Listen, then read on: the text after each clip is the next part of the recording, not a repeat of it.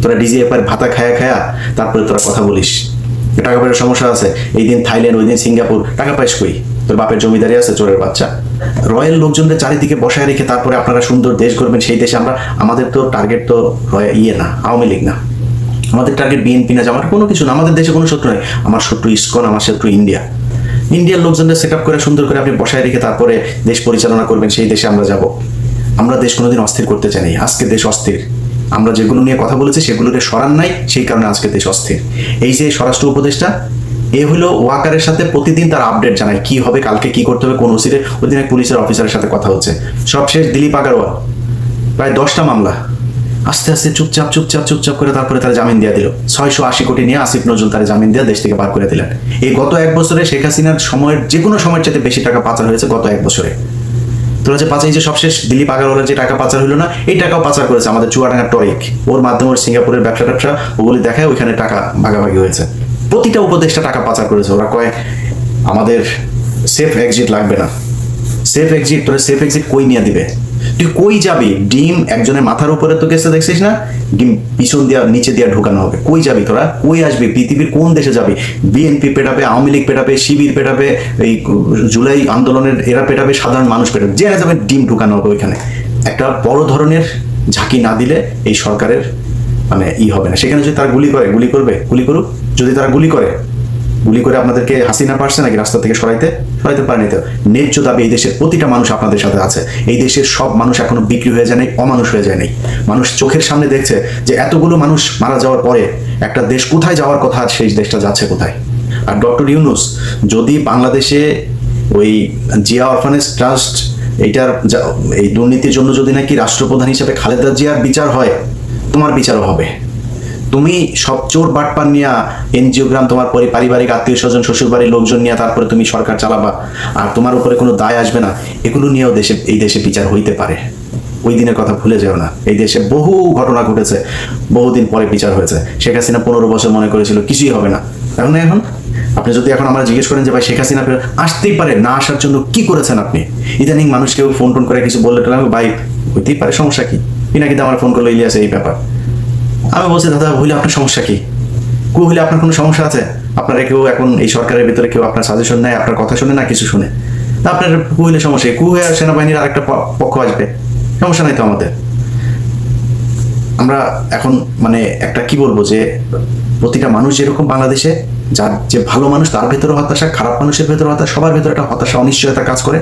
আমার ভেতরে সেটা কাজ করছে। যত কিছুই হোক, যদি জিজ্ঞেস করেন আমারে যে 5 তারিখের আগের থেকে এখন ভালো আছি না, আল্লাহ অনেক ভালো রেখেছে 5 তারিখের আগের থেকে। এখনো মাঝে মধ্যে ঘুম থেকে ওঠার পরে আটকে উঠি যে শেখ হাসিনা কি আসলেই নাই। যখন মনে হয় না ঠিক আছে, ওকে ঠিক আছে, তখন মাথা ঠিক হয়। তো এরকম একটা পরিস্থিতি থেকে আপনারা দেশ উদ্ধার করেছে। আপনাদের নিয়ে খারাপ কথা বলতেও পারি না। শুনলাম টাকা কামাতে, আমি বল ভাই আপনারা এই টাকা পয়সা নিয়ে এতই শুরু, মানুষের টাকার দরকার আছে।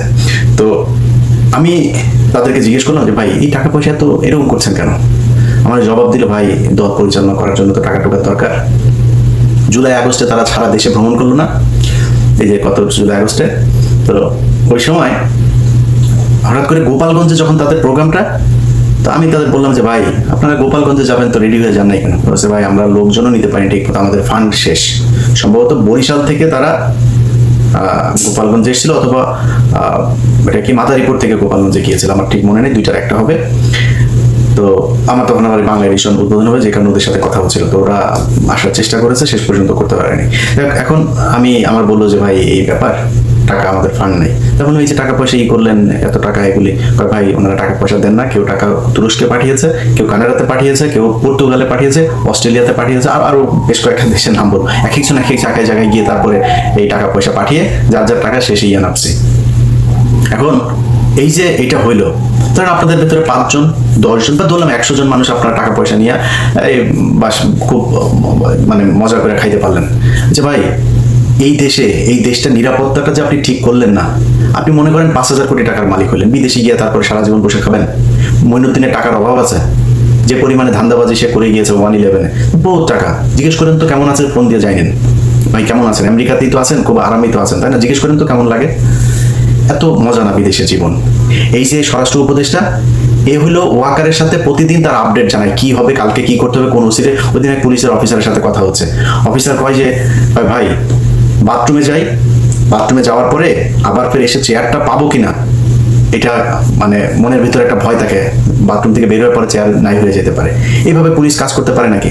পুলিশটারে এই স্বরাষ্ট্র উপদেষ্টা আর ওই যে খোদা বক্স, এই খোদা বক্স দুইটাই মিলাও বাক্সের মধ্যে পুলিশের ঢুকায়া আচার বানায় পুরা এই যে চানাচুর ভাজা দিয়ে তারপর খেয়ে ফেলছে। পুলিশের মধ্যে কোনো মানে তাদের ভিতরে এখন কাজ হয়েছে যে কত টাকা খাওয়া যায়, কেমনে খাইটা, কখন কোন চেয়ার সরে যায়, চেয়ার থাকতে থাকতে যে কয় টাকা খাইতে চাই, এটা হচ্ছে অবস্থা পুলিশের।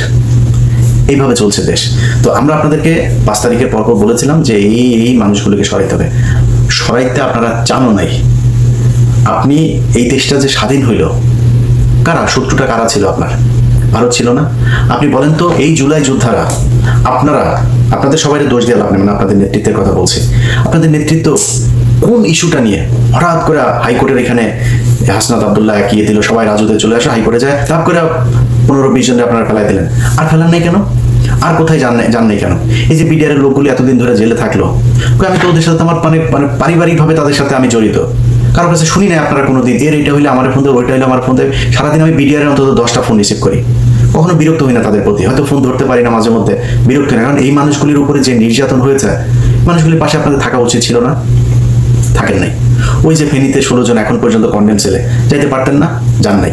এখনো আলেমরা জেলে, আপনি জানেন? ওই যে বিশেষ সন্ত্রাস বিরোধী আইন, সেই আইনে এখন পর্যন্ত এই যে হঠাৎ করে বললো যে এই আমেরিকান দূতাবাসে নাকি কারা নাকি নাশকতা চালাবে, সোয়াদ টোয়াদ যায় হাজির। আপনি জানেন সিটিডিসির প্রধানের চেয়ারে কারে বসানো হয়েছে? এসবি প্রধানের চেয়ারে কে সেটা জানেন? এসবি প্রধান মানে এই যে এত কিছু ঘটে, এত মানুষ বের হয়ে যায় ওই বর্ডার দিয়ে, এয়ারপোর্ট দিয়ে, আপনি কি করেন? সবশেষ দিলীপ আগারওয়াল প্রায় 10টা মামলা, আস্তে আস্তে চুপচাপ করে তারপরে তারা জামিন দিয়ে দিল। 680 কোটি নিয়ে আসিফ নজরুল তারা জামিন দিয়ে দেশ থেকে পার করে দিলেন। কেউ জানেন না আপনারা জামিনগুলো হইলো, এটাও জানাইতে পারলেন না আমাদেরকে। আপনারা মানে কল্পনা করেনি যে সেইভাবে জামিন নিয়ে নিবে। এই হচ্ছে গিয়ে দেশের অবস্থা।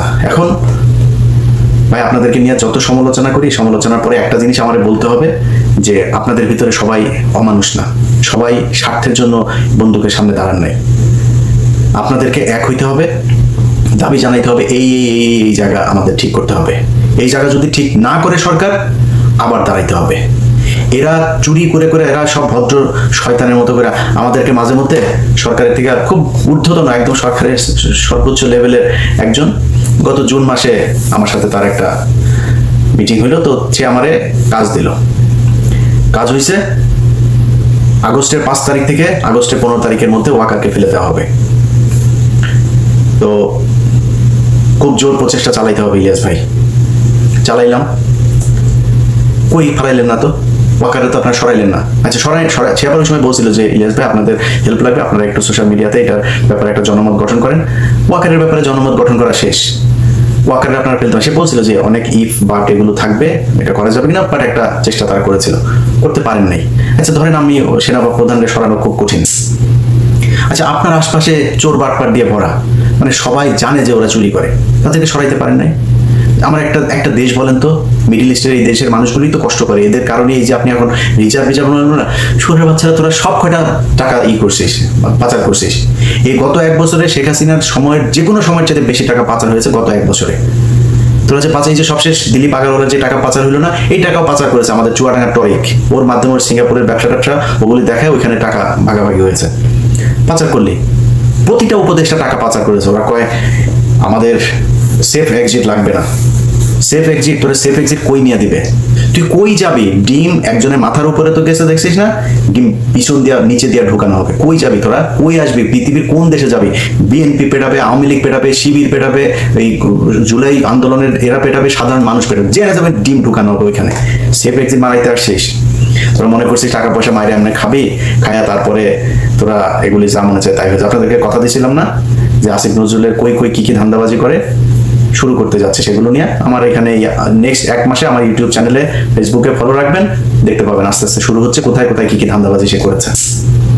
তো এদেরকে নিয়ে আপনারা যারা জুলাই আন্দোলনে নেতৃত্ব দিয়েছেন, যারা যুদ্ধ করেছেন, আহত হয়েছেন, আপনাদের কাছে অনুরোধ থাকবে আপনারা এখন আলাদা না, এই মঞ্চ ওই মঞ্চ, এত মঞ্চ রঞ্চনা ভাই, এক জায়গায় এক হইতে হবে, বলতে হবে যে আমাদের এই নেতৃত্বের এই সমস্যা, এরা এই কাজ করে না, আমরা যেটার জন্য দেশ স্বাধীন হয়েছে সেই কাজগুলো এ করে না, বাদ ওগুলি আপনারা করেন নতুন করে।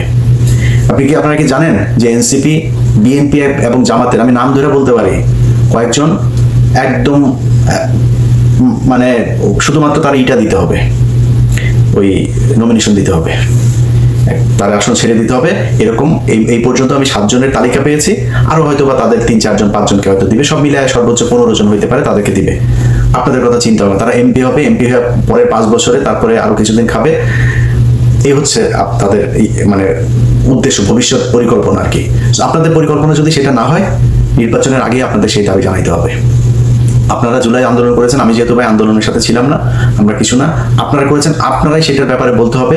আপনাদের এখানে কারা কারা ধান্দাবাজি চাঁদাবাজি করছে, যারা জুলাই আন্দোলনের মানে বিরুদ্ধে বিপরীত দিকে গিয়ে দাঁড়িয়েছে, এই মানুষগুলোর ব্যাপারে আপনারা করেন, কথা বলেন, প্রতিবাদ করেন।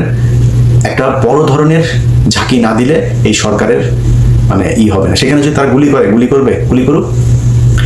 আপনারা তো গুলি খাবেন, আমি আমার কথা বললাম, আমার আবার বলবে যে তুই বিদেশে বসে তারপর করিস, এগুলো আমার আবার বলতে পারে না, খুলে নেবে। আমার এত সাহস নাই, গুলির সামনে দাঁড়াইতে পারবো না। আমি ভাই খুব নিরীহ টাইপের লোক, আমার সাহস নাই, আগে বলে রাখি। যারা দেশে আছেন আপনাদের কি করতে হবে। সো যদি তারা গুলি করে আপনাদেরকে হাসিনা পারছে নাকি রাস্তা থেকে সরাইতে পারেনি। ন্যায্য দাবি এই দেশের প্রতিটা মানুষ আপনাদের সাথে আছে।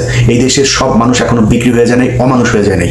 মানুষ চোখের সামনে দেখছে যে এতগুলো মানুষ মারা যাওয়ার পরে একটা দেশ কোথায় যাওয়ার কথা, সেই দেশটা যাচ্ছে কোথায়। এখন আওয়ামী লীগ মাঝে মধ্যে বলে দেখছিস, এই সময় আওয়ামী লীগ বলার সুযোগ পায়, দেখ দেশ এই হচ্ছে ওই হচ্ছে, হাসে তারা। তো আওয়ামী লীগের লোকজনের সবশেষ বলে ভিডিওটা শেষ করি। শোন, তোদের জন্ম হয়েছে তোদের বাপের পিছন দিয়া, তোদেরকে কোনো মানুষের পয়দার যে জায়গা আছে, তোদের মানুষ হওয়ার জন্য যা যা প্রয়োজন, ওই মানুষ হওয়ার কোনো ক্যাটাগরির মধ্যে তোরা পড়িস না। তোদের এখন যদি এই দেশ যদি আরো খারাপ হয় না, তো শেখ হাসিনার মতো হইতে পারবে, মানে পৃথিবীর সবচেয়ে খারাপ দেশের মধ্যে যাও শেখ হাসিনা বানাইতে পারবি না। যেই দেশে তার নিজের দেশের সেনাবাহিনীরে একটা ঘরের ভেতরে বন্দি করে রাখে, পুলিশে বন্দি করে রাখে, আলেমরে বন্দি করে রাখে, সেই দেশ তো নাই এখন। অনেক সমস্যা আছে, ওই জায়গায় যায়নি, যাইতে দেওয়া হবেও না। ধৈর্য ধর। এই দেশের ভেতরে সব মানুষ বিক্রি হয়ে যায়নি, সব মানুষের দিয়া ওরা যে অপকর্ম চাঁদাবাজি যেগুলো করছে, এই ধান্দাবাজি করাইতে পারবে না। যারা আজকে করছে তাদের বিচার এই দেশে হবে। আর ডক্টর ইউনূস যদি বাংলাদেশে ওই জিয়া অরফানেজ ট্রাস্ট এইটার এই দুর্নীতির জন্য যদি নাকি রাষ্ট্রপ্রধান হিসেবে খালেদা জিয়ার বিচার হয়, তোমার বিচারও হবে। তুমি সব চোর বাটপান নিয়ে এনজিওগ্রাম, তোমার পারিবারিক আত্মীয় স্বজন, শ্বশুর বাড়ির লোকজন নিয়ে তারপরে তুমি সরকার চালাবা, আর তোমার উপরে কোনো দায় আসবে না, এগুলো নিয়েও এই দেশে বিচার হইতে পারে।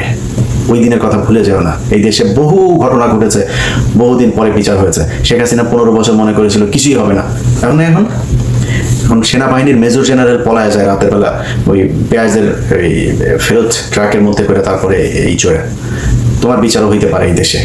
ধৈর্য ধরো। এই দেশের মানুষ সব সময় সঠিক সিদ্ধান্ত নিয়েছে, সব সময় এই দেশের সাধারণ মানুষ। অনেকে বলে থাকে এই দেশের মানুষ, ভাই আমি মনে করি না এই দেশের মানুষ খারাপ। মানুষ মাত্রই অপরাধ প্রবণ। তাদের মানে আমি মুসলমান হিসাবে মানে আদম আলাইহিস সালাম ভুল করেছে, যে তাকে দুনিয়ায় পাঠানো হয়েছে তার অপরাধের শাস্তি হিসাবে। আমরা তো মানুষ, আমরা মানুষ অপরাধ প্রবণ। আমাদেরকে আইন দিয়ে, সুশাসন দিয়ে আমাদেরকে আটকায় রাখতে হবে, আমাদেরকে সঠিক পথে আনতে হবে।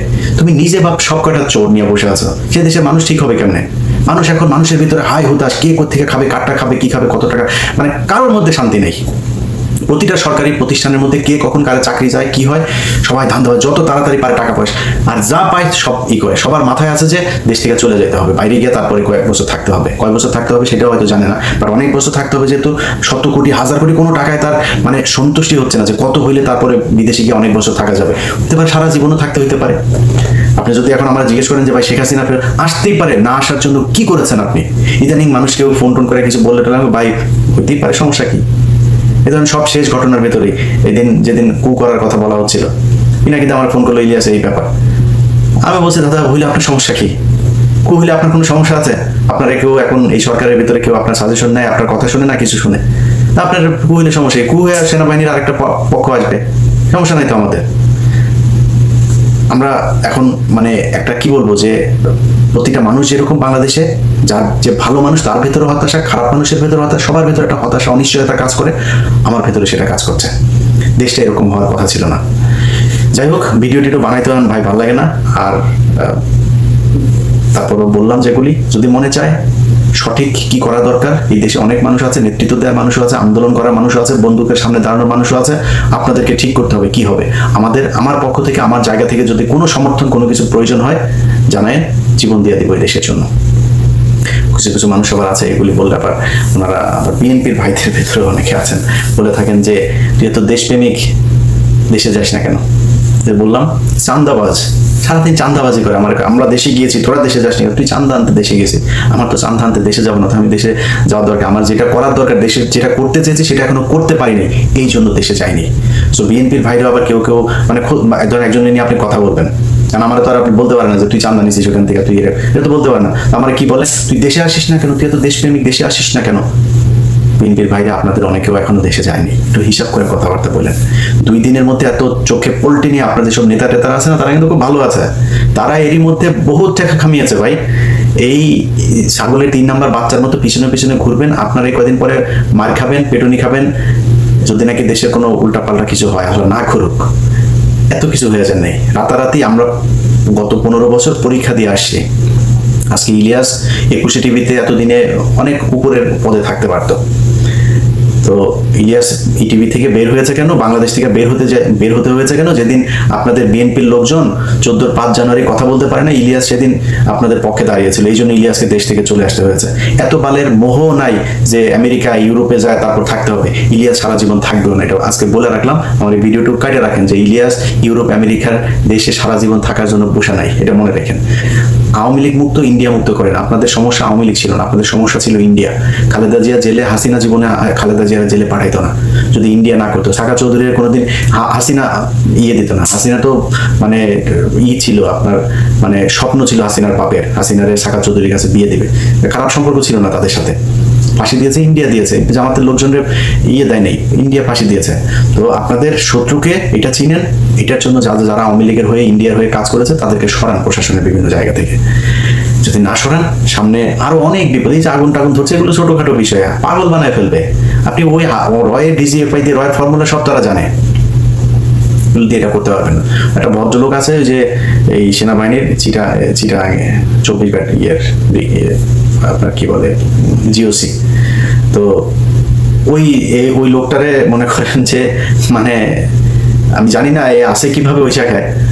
এখনো পর্যন্ত ডিজিএফআই লোকজন যত আকাম কুকাম চিটাগাং কেন্দ্রিক করে, আমার মনে হয় এই লোকের মাথা মতো নষ্ট হয়ে গেল। ওই লোকটা দেশপ্রেমিক। এই 24 আন্দোলনে ওই লোকই প্রথম সেনাবাহিনীর সবচেয়ে জেনারেলদের ভেতরে উনি প্রথম কথা বলেছেন যে না, আমরা এটা করা যাবে না। তো এই টাইপের লোকজন কিছু আছে, এরকম সব জায়গায় চাই যে দেশটা ঠিক হোক, দেশটা ভালো থাকুক।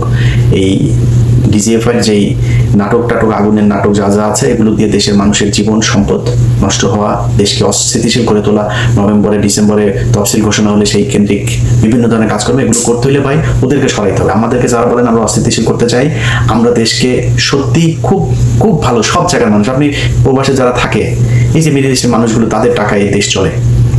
খোঁজ নেন তো যায়, মানুষগুলোর কাছে জিজ্ঞেস করেন যে একটা মানুষের কোনো পরিবর্তন হয়েছে? একজন মানুষ পাসপোর্ট করতে গেলে আগে যা যে ধরনের হ্যাচেল হইতে হয় না, টিকিট সেই টাকা দিয়ে যায় না, যে কয় টাকা দিয়ে সৌদিতে যেত তার চেয়ে কম টাকা যায়। মালয়েশিয়ার সেই সিন্ডিকেট কিছু হয়েছে কিনা, সেই সিন্ডিকেটের সব কয়টাকে আসিফ নজরুল করে দিয়েছে, আবার নতুন সিন্ডিকেট, সেই আগের মতো সেই একই টাকা খরচ হচ্ছে। কার কি উপকার হয়েছে? এই পুরো দেশের কোন জায়গায় আমাকে একটা জায়গায় দেখান যে এই জায়গাটাতে কারোর পরিবর্তন হয়েছে? কিচ্ছু হয়নি, যা যেমন ছিল তেমনই চলছে। এইভাবেই দেশ কোনোদিনও আমরা যেটা চাই সেটা হবে না। অতএব যারা মনে করেন অস্থিতিশীল, আপনারা যারা কিনা এই এদেরকে বসিয়ে রেখেছে, তাদেরকে কোশ্চেন করেন কারা অস্থিতিশীল করতে চায়।